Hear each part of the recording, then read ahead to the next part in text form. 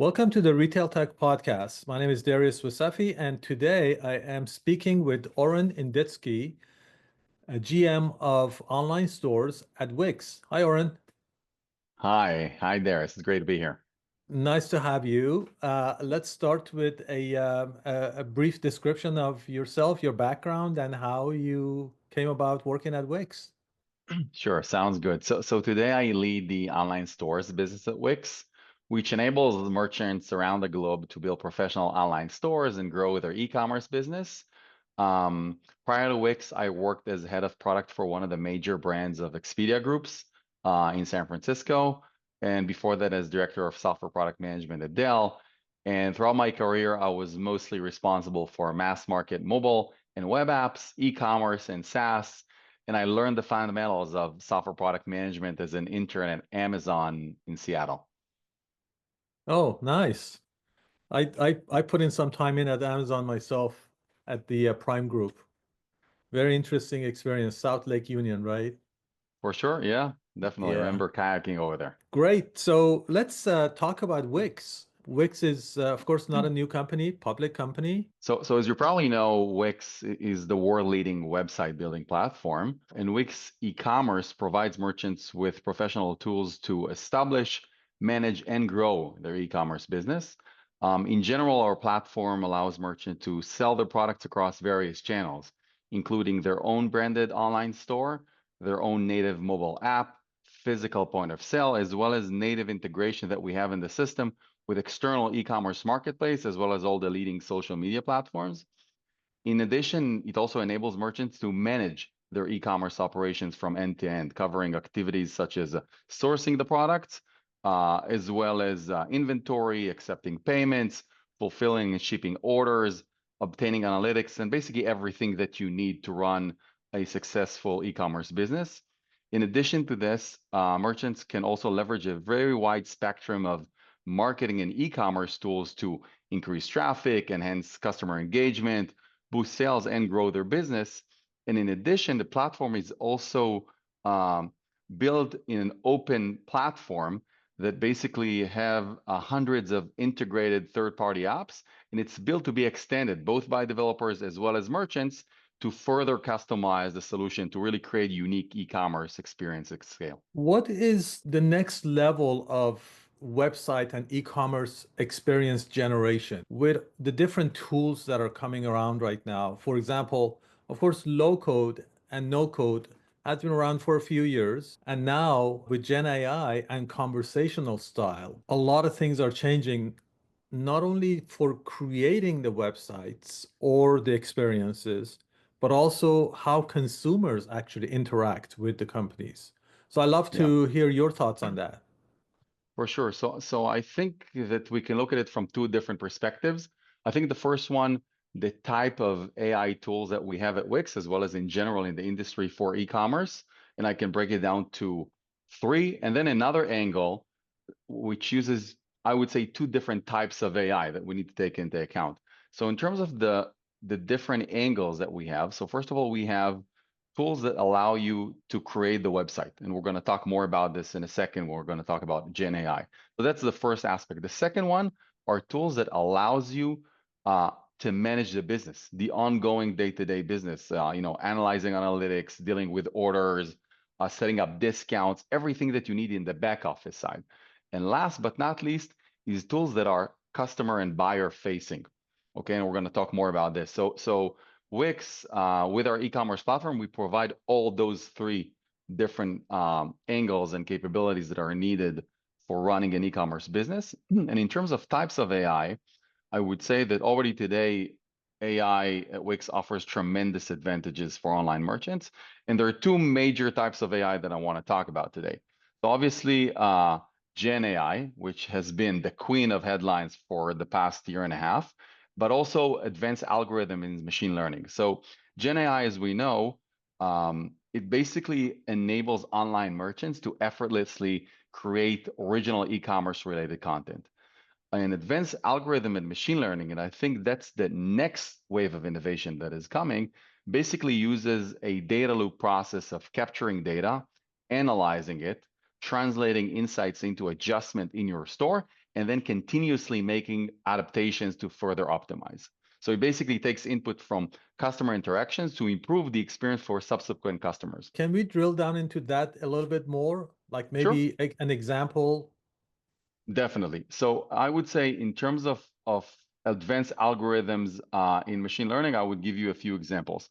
So the first one that I want to talk about, there's a growing, I think, number of tools that basically democratize this field, but by bringing what used to be advanced enterprise level capabilities. For example, when I was at Expedia, when you go into an online travel site and you search for a hotel in San Francisco, there are very advanced algorithms that know which hotels to show you in which order at which time. By the way, also at which price.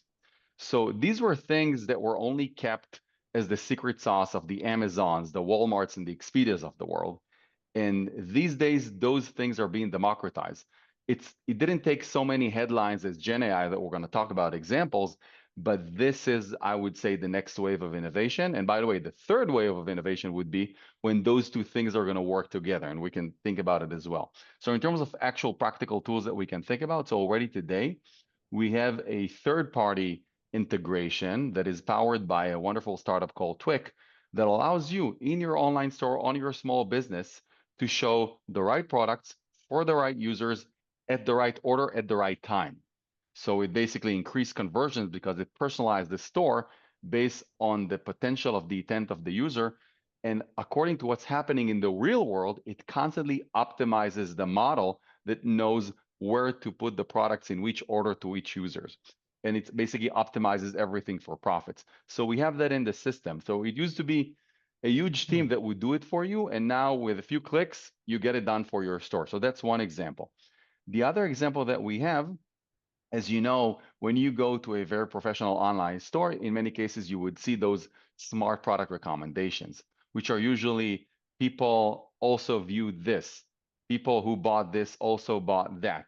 So these are very advanced systems that know to each customer based on what you're looking at, what you just added to your cart to show you. Again, native capability on the Wix editor. When you build an online store, you just drag and drop that capability to your website. It analyzes everything. You choose which model you want, whether it's frequently bought with, frequently watched with, and it just does the work for you and obviously optimizes as you go. Last but not least, the tool that we recently introduced is a 24/7 sales assistant. Okay, so when you run a small business, you don't have a lot of time. And obviously, sometimes you also need to go to sleep, okay? And we basically built a tool that serves as an real-time sales advisor to buyers that are coming. It does several things. Once you install it on your store, and this is natively built in within Wix, it learns the context, it learns your audience, it learns your product. You can feed it PDFs with manuals of your products. You're selling electronics, so pretty quickly it would know more than you could ever know about your own products.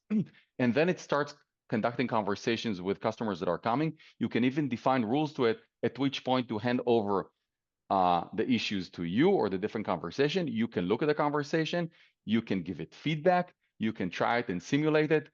It's just wonderful. So think about a 24/7 sales assistant. So these are very practical, tangible, and already available examples today how you can really utilize those advanced machine learning algorithms. And now, if you want, we can talk more about Gen AI capabilities that are available today. So that sales assistant, I think, is a good leeway into Gen AI because I'm sure it's conversational, correct? For sure. And that's like one of the main advantages or differences that I see from Gen AI, especially for consumers, excuse me, is the conversational style of communication, as Yes. opposed to here's a keyword and go find everything that's related in that keyword and show it to me and make me go read it myself and find the answers. And I think that's the Definitely. main differentiation. So yeah, let's talk about that.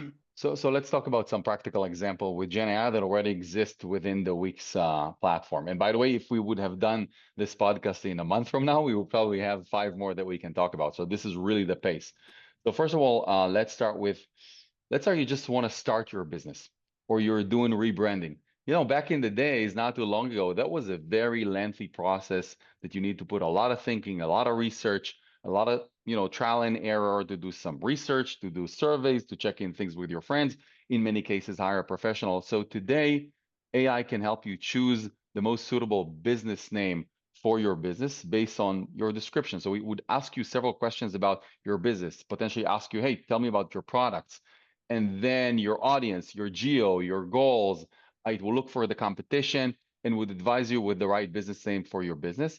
At the same time, it would also advise and locate for you the perfect domain for your business that is available. So in a few clicks, you get a name, you get a domain.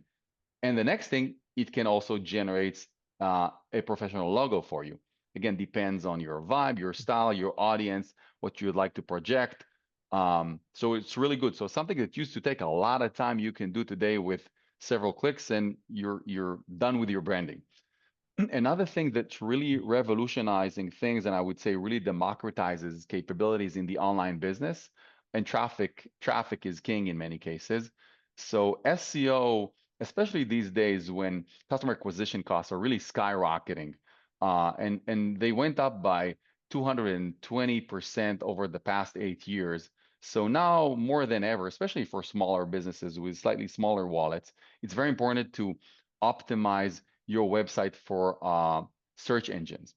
It used to be a difficult job. It used to be only for professionals, but now we have a wizard that scans your website and giving you all the different recommendations for the title tags, for meta descriptions, based on the content that you have, and it allows you to change the tone of voice to match your brand, so you can show up higher in search results. Another thing that we have today is product description. So something that we saw that takes a lot of time for users, especially those with large catalogs, is generating those perfect product descriptions that not only provide you with the sense of what the product is about and generates trust, but eventually converts and also optimize for SEO.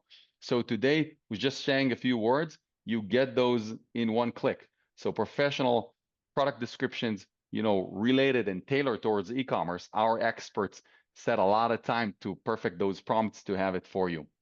And by the way, this capability today is available for any written word within your sites, whether it's FAQ, homepage, about us, and it knows what it needs to know from learning a lot of different things about what really works for the different types of context, for different types of audiences in the online e-commerce world. The other things that works really well is anything related to visual content. So, in many cases, when you go into a smaller brand, and we've seen that there are a lot of researches that in just a few seconds, you decide whether you're trusting it or not. And what you see in terms of visual content has a major effect on that. And back in the days, only the big guys in e-commerce could generate with their production and creative teams high quality visual content, whether it's for your welcome page or any other area in your website. And today you can do it with just a few words, and it would generate it for you, and it would match the scale and everything you need for your website. For example, you can get a specific image that you have for your website, and now you need to stretch it to match exactly your website. We can do it for you, and it would add what it needs to add to the image, so it would not look like you manipulated it. The other thing that really saves a lot of time are professional pack shots of your product. We've seen in our data that in many cases, when someone started an online business, there was usually a long stop where he or she would need to go into long, extensive, and expensive production days. Today, there are tools today, and that's all over the place, I would say. You could just grab your phone, take a picture of your product, and with just a few clicks, you would have professional pack shots ready, in many cases with models or with professional backgrounds that I would say illustrate the feeling that you want customers to get out of it.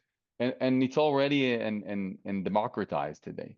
One of the key issues that I've seen with smaller businesses, even with retail stores that need to have a website and e-commerce, is the amount of work that it takes after you set up the website. Everybody thinks, okay, I'm going to set up the website and it's going to run by itself. No, And most people find that the hard way. And it seems like those activities are definitely becoming more automated. Definitely. And by the way, it's a great segue to another recent capability that we brought.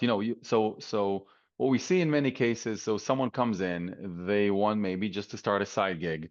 They start a business, it works really well, but now it's a new profession for them to have right now. And there's a lot of data in the online world. Conversion, traffic, bounce rate, abandoned carts, you name it. And we have all the tools today that shows you those fancy dashboards and the charts and everything. But that's, not so easy for someone who just came into the business to understand all of it. Today, in our analytics, we also have a chat that you can just talk to, and they would tell you the insight. They would tell you the outcomes. They would tell you what you need to think about. They would tell you what all those fancy dashboards with interesting charts and numbers and percentages and the trends, what do those really mean and which actions you can take in a chat format rather than just looking at tables and numbers that in many cases didn't say much to those who just started the business. So we have those capabilities as well. What do you think about trust and security? So I think the best thing that I can say, definitely for the merchant side, is that WIX runs on WIX. Okay, so there are 280 million users that are building websites on Wix, and we are built on Wix. We are charging for a subscription on Wix. We run our checkouts on Wix. So our capabilities are so robust, they're handling so many transactions, and those are being catered to our merchants to run their business. So that's the major thing I can say. And then obviously we comply with all the different regulations and everything, all the highest standards in terms of security, performance, and everything you need to have. I think as a merchant, you want to make sure that you choose one of those platforms that are well known, well trusted, that you can trust your business, that you know that we have an uptime of over 99.99, and I probably forgot a few nines after the dot in terms of performance and reliability. We provide all different security that you need, accessibility. So it goes way more than what you just see. There's a lot of things under the hood that when you choose an e-commerce platform, you want to make sure that it's robust enough and trustworthy enough to run your business on. What do you think is going to happen to the consumer side, the user Yeah, end of Gen AI? I think that it's clear that AI-driven interfaces will definitely become a significant and a rapidly growing part of the e-commerce experience. And in many e-commerce experience would start and would even end with your AI agent. It could be ChatGPT or anything else. And we gradually start seeing developments over there.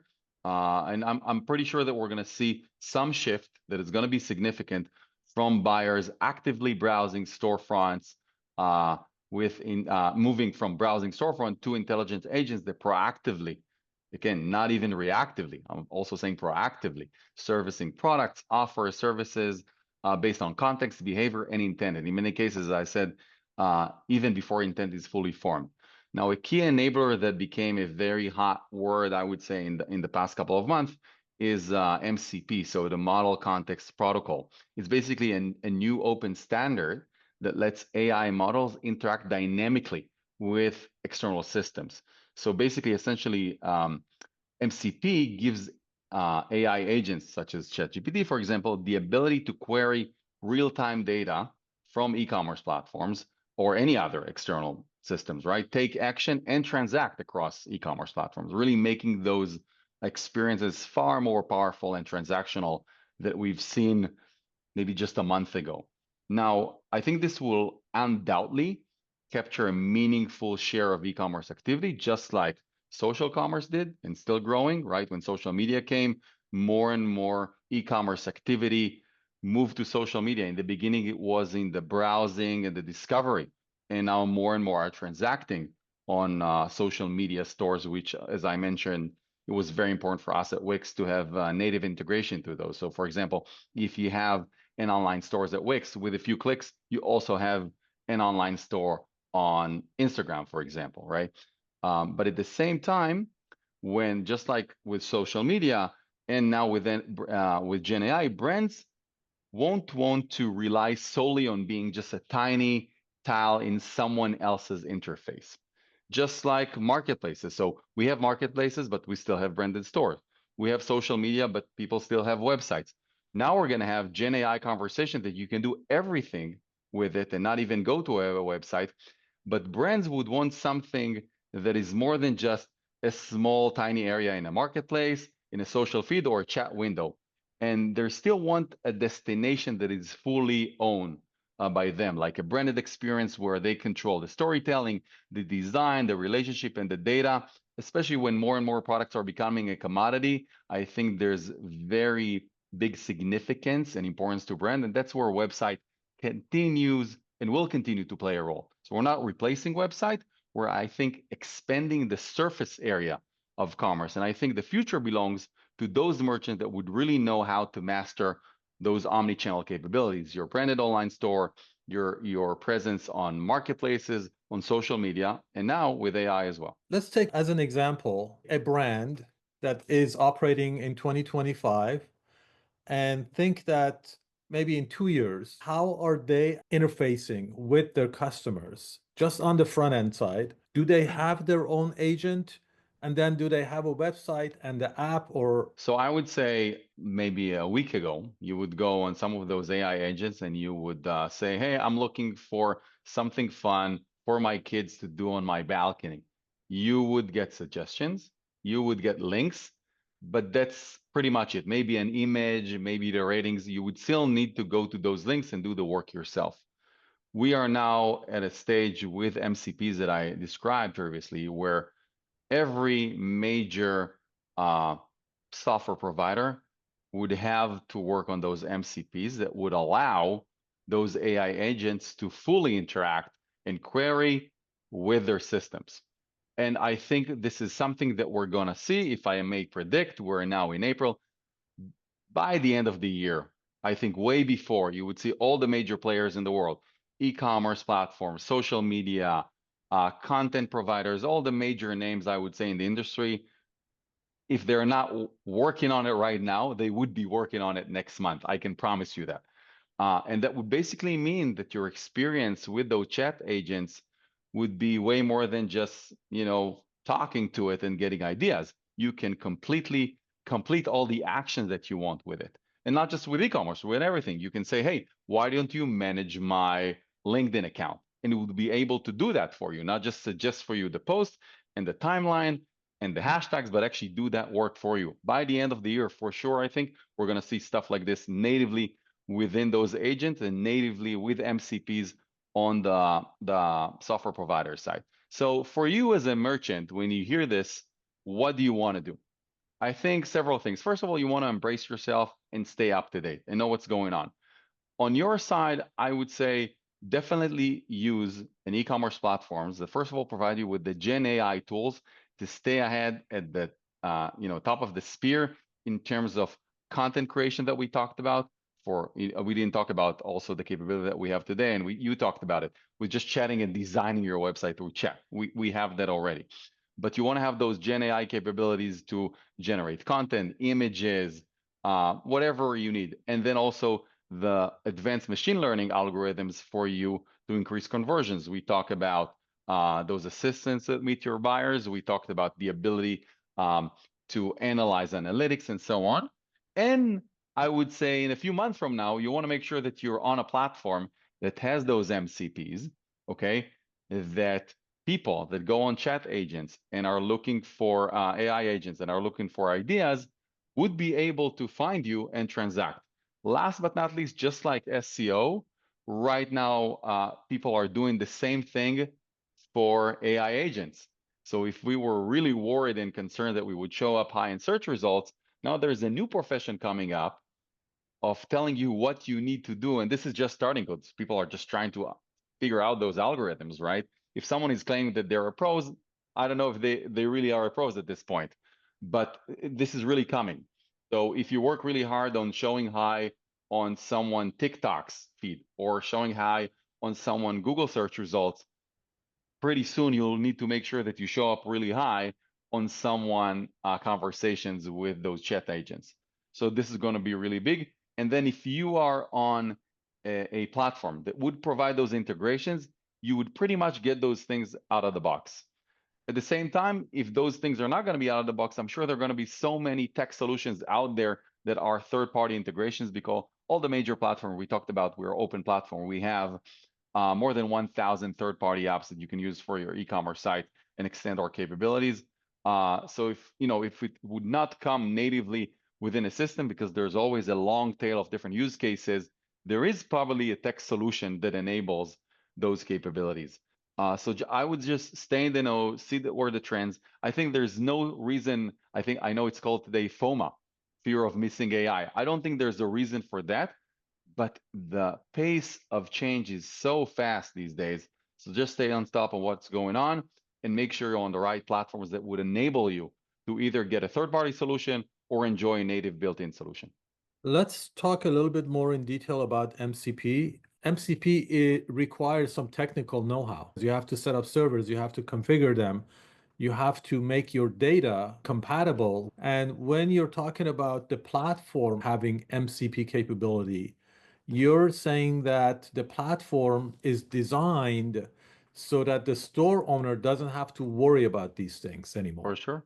Yeah. Just like you don't Okay. need to worry about security or performance or checkout, you get those things from your platform. Same thing with those integrations to AI agents. You just need to make sure you're on the right platform that has those capabilities. Does Wix currently have that capability or you're working on that? This is the part of the podcast that I'm still not allowed to share what we're working on. But I think, as I said, within this year, I think every major software provider on the internet is either working on it or will work on it. That's, Or I think, a or should very be easy prediction. Yeah, or or should should be. be working. Yeah. Yeah. Let's think about that experience. I go to ChatGPT, for example, and I say, I'm looking for a new set of running shoes. And I live here. When MCP is integrated, or the data that's coming through is Yeah. actually real time, live from a specific website or platform, Yeah. I see a whole bunch of, like, selections. These are these are the shoes that are available. What size are you Yeah. looking for? I Yeah. like this one. And then I have my payment integrated probably, and I say, okay, buy me this one, and ship it to me. And that's all completed on ChatGPT. That's what they're aiming for. That's what everybody's Definitely. aiming for. Definitely. So, And I think yeah. if you even think not too far around the corner, it's not just going to happen in chat. What we see right now is that more and more new internet time is being unlocked. I'll give you an example of how the future may look like, and it's not just gonna be locked in within your chat. So if you think about, in just, I would say, in a few years, right? So I think if you look at what's happening now with the constant improvements in logistics, mixed reality, okay, we've seen all the device manufacturers working really hard for you to having glasses that are easy to wear on and provide you with value, cloud computing, and if you take into account the incentives of increased competition in e-commerce and the skyrocketing sky acquisition costs, I think in a few years, we're going to get hyper personalized and zero friction shopping experience. So if you think about it, I think all the technologies are there. So voice recognition, computer vision, natural language processing. So think about it. All you need in order for you to walk down the street in Orange County and see someone who's wearing something that you like proactively, because we got AI, your AR glasses would show you in a virtual fitting room wearing those same clothes that you've just looked at, because maybe you've looked at for a little bit too long, so it recognizes the intent before you even know it became an intent, with all the brands and the sizes, and all you would need to say is say, yeah, I want it. And with logistics today, definitely in the Western Hemisphere and the West Coast, you would get those things to your doorstep within 2 hours. Or if you would see an NBA game and your favorite player just score a buzzer beater basket, maybe their shoes would be offered to you and you could get it within 2 hours. So if you think about it, all the components are pretty much there. You just need tighter collaboration between device manufacturers, e-commerce platforms, content providers, and logistics. And all these puzzles that I described is not really imagination. We're going to see it pretty soon, I think, in a few years. Every platform is trying to find out how to make their system better, run faster, more uptime. And now suddenly there are so many new things that you have to think about. How do you manage that, especially yourself as the GM of this unit? I think you have to stay in one way calm and focused, because the fundamentals of business, the KPIs that you're trying to achieve, traffic, conversion, profits, would stay the same. What you need to look at is the fundamentals of your business, where you have opportunities to grow, where you have opportunities to improve. You got to listen to your customers. That's not going to change, but the tools are changing at the pace that we've never seen before. So you don't need to jump and adopt every single new thing that you see, but you want to know what's going on so you can make the right choices at the right time. And in many cases, maybe even just sit a little bit, watch behind the corner what's going on, and recognize when's the right time to jump. But you want to stay ahead and know what's going on and try it and play with it and experiment with it. So when is the time for you to jump on a new tool? This is not something that you've never seen before, something that you cannot even judge if it's good or not good. I'll give you an example. We talked about the different capabilities of pack shots. So we've looked at various different capabilities under the hood to enable these things within Wix for images. And if we wouldn't see dozens of different partners' engines to collaborate with us, it would be hard for us to judge what's good, what's not good. But the need for the business for the users stay the same. The KPI stay the same. We knew what we want, what we're after.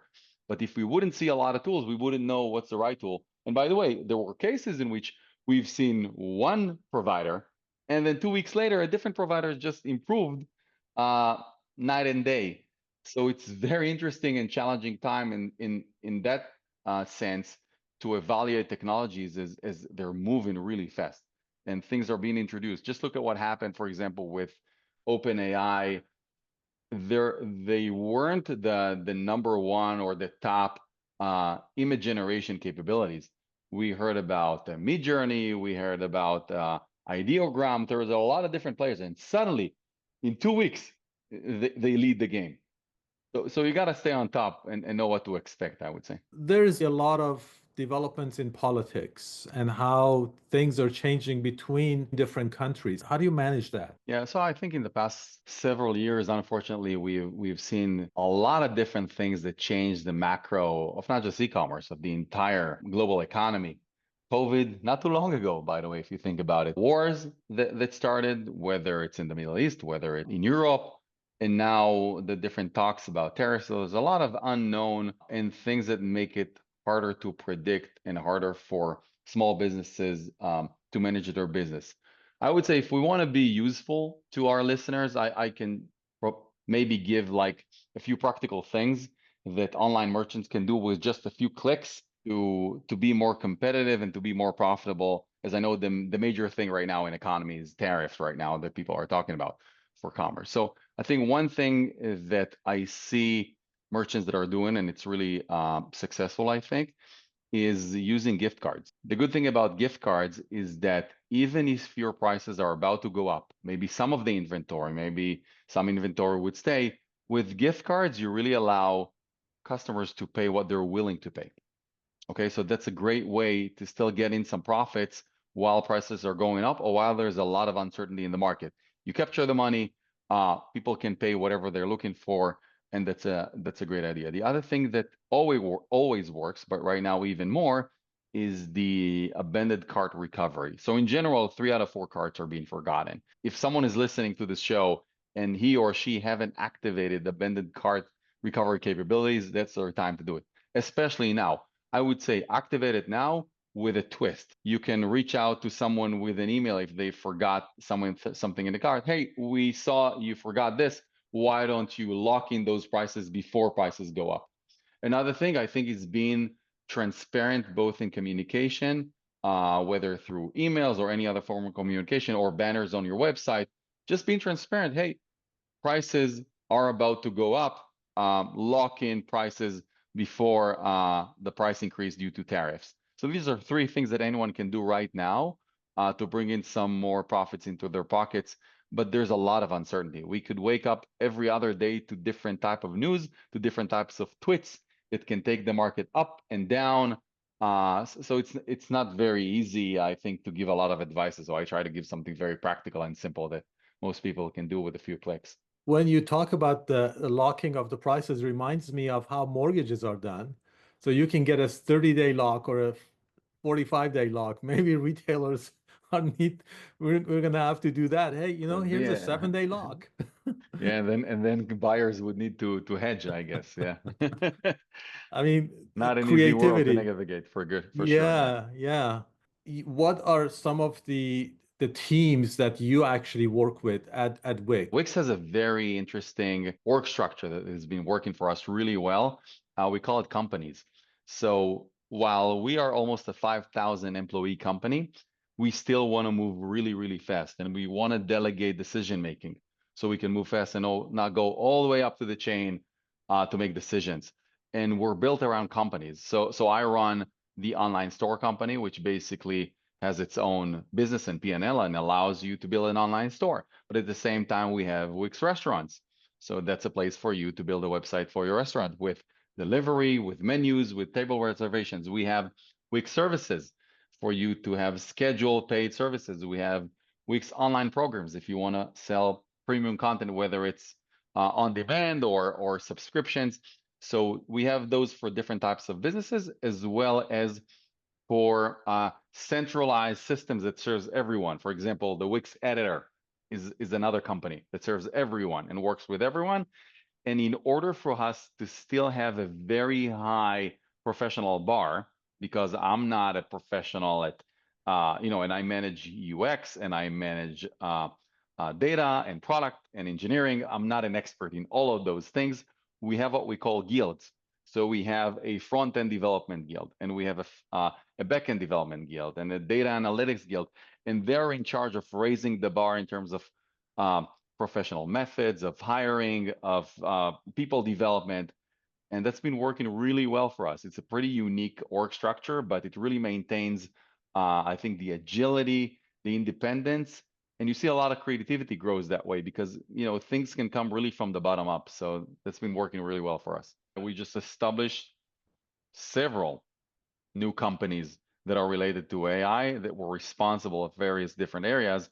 And when things got mature enough, the companies just have it enable them themselves because now it seems like every single person from every single profession has some way in which AI is affecting their day-to-day. Thank you so much, Oren. It's been a pleasure speaking with you and learning more about yourself and Wix. Same here, Darius. I really enjoyed our time. Thank you very much.